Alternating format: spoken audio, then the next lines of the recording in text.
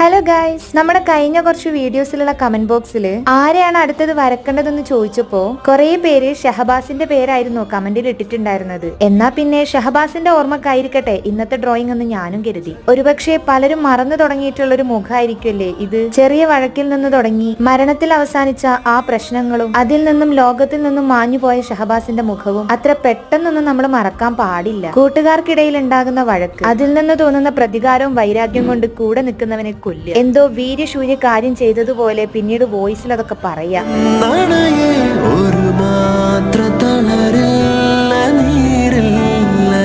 എന്താലേ, അത് വെറും 10ാം ക്ലാസ്സിൽ പഠിക്കുന്ന കുട്ടികളാണെന്ന് ഓർക്കണം.